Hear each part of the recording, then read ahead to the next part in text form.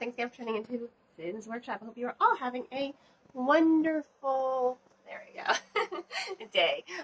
Today is going to be my August reading wrap-up. I was able to read 12 books this month, so I'm really, really proud of myself.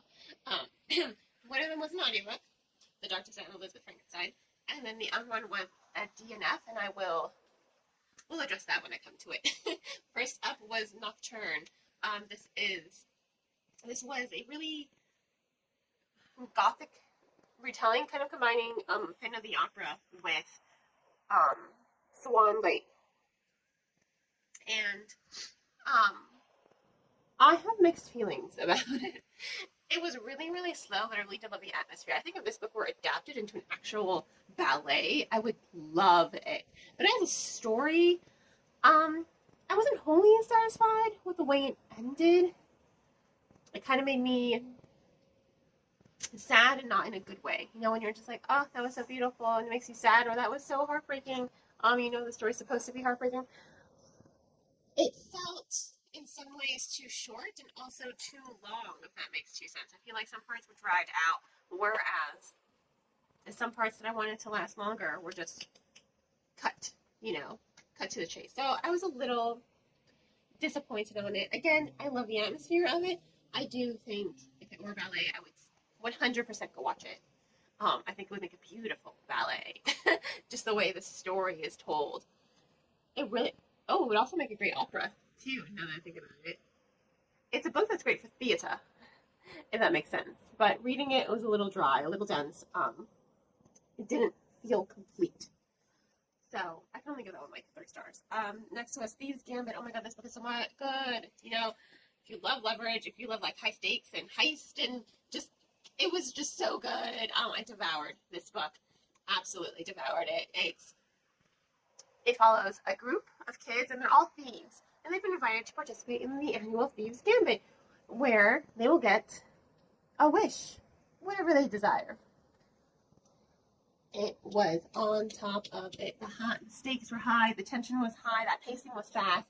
It's like I was watching Leverage on the TV show. I don't know if you're familiar with it. And I fell in love with it instantly. And I want there to be a book 2. The way this book ended, I'm just like, it ended in a way that it doesn't need a book 2. If it's a standalone title, fine, it works. But the door is open. She left the door open. So there could be a book 2, and I'm really, really excited for that possibility. Next was City of Nightmares. I love Rebecca Schaeffer. Let me start by saying that. I loved her Not Even Bones series, followed by, let's see, Only Ashes Remain, and I have not read the 3rd one yet, and I'm really, really mad. It's sitting on my Kindle library. I will get to it, I promise you. But I love this book, City of Nightmares, and I discovered that there's going to be a 2nd book, and I'm so excited. I'm so excited.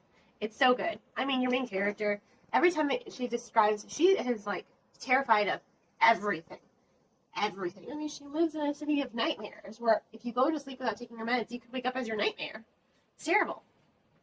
So, she literally is scared of everything, and you get why. I mean, she has a pretty traumatic past, but the way she just like scuttle walks back like a crab, she really describes it that way. It's fun, it's engaging, it's entertaining. I love Sai. I mean, I really just want her to realize that she has feelings for Sai, and Sai's a vampire, and they are adorable together, and I love their friendship. I love their friendship. He's like, I just want friends, but everyone's terrified of me because I'm a vampire now. And she's just like, I trust you. It's like, they have trust. They have trust. And I'm just like, you guys are so cute together. Please just date in the next book. Please just find a cure to all the nightmares and live happily ever after. Please. I mean, the mayor has a pet pterodactyl. It's a pterodactyl. But in any case, I'm just like here for it. I love it. Can't wait for book 2. The Byways. Another book I had mixed feelings for.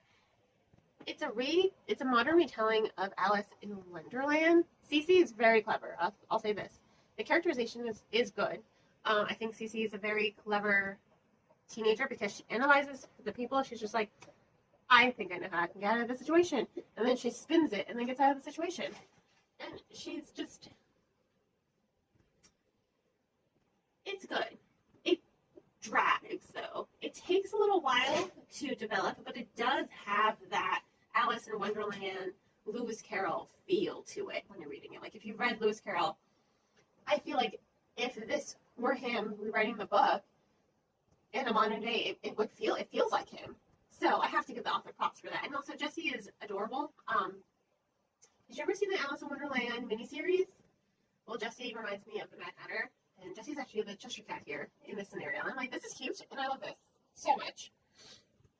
Cece and Jessie, they are adorable together.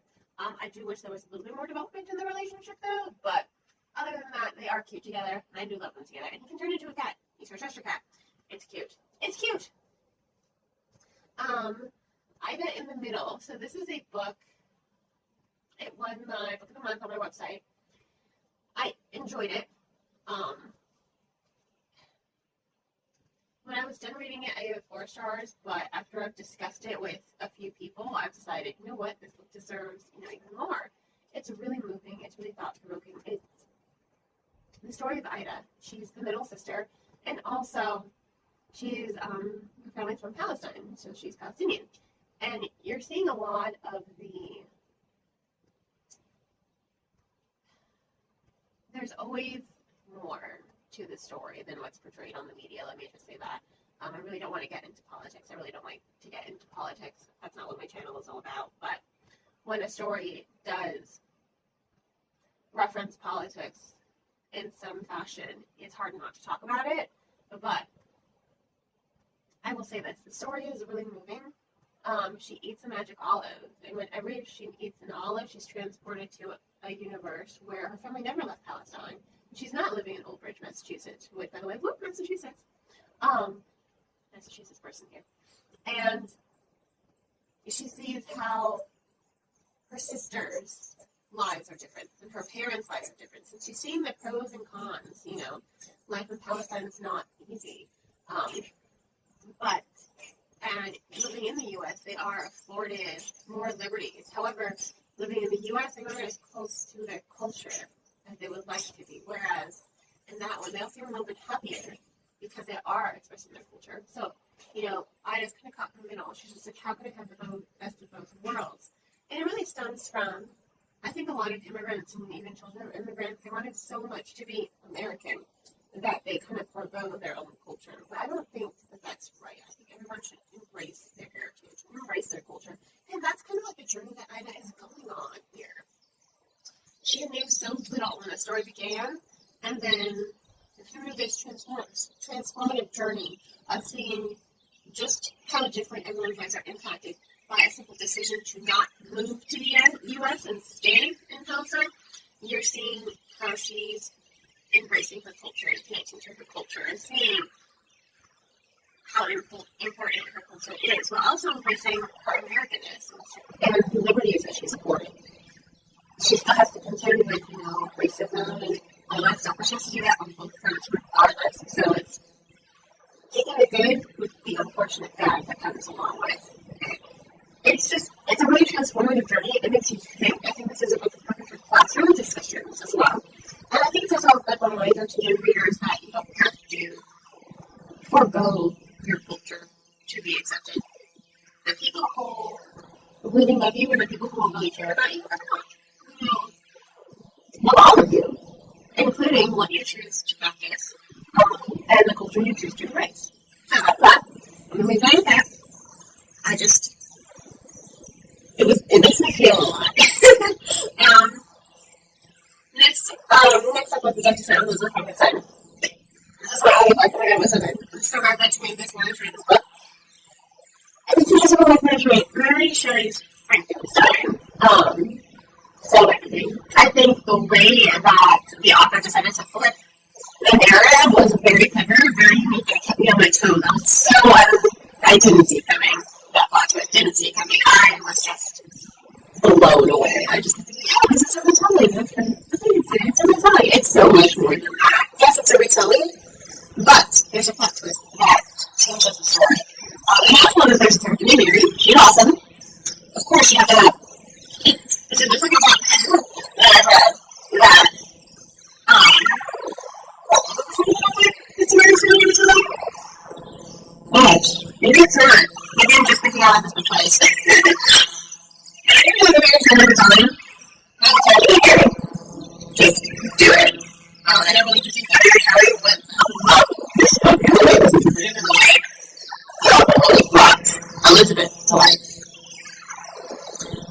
anyways, that was my thing about I confused this book with a different book that I read the past month, and then so I said, seriously, I just I don't even know anything about it.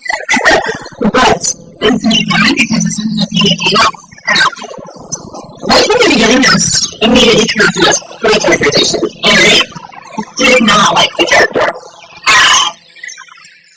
And the book seems, and for something that's supposed to be done by film, it's, I would say, juvenile fiction. It seems very, very young.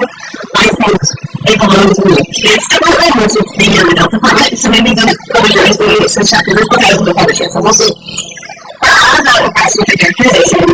Although after 2 days of seriously makes sense to me that was good. And I would just stay up a book and like listen to myself. And I just like, I really want to but I can't get this book. And so I'm just so reading it. I'm really be everything I love. It's dragon, it's a dragon. I am dragon.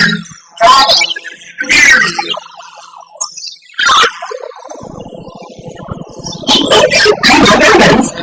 We have a lot of things I have in my house. We're just talking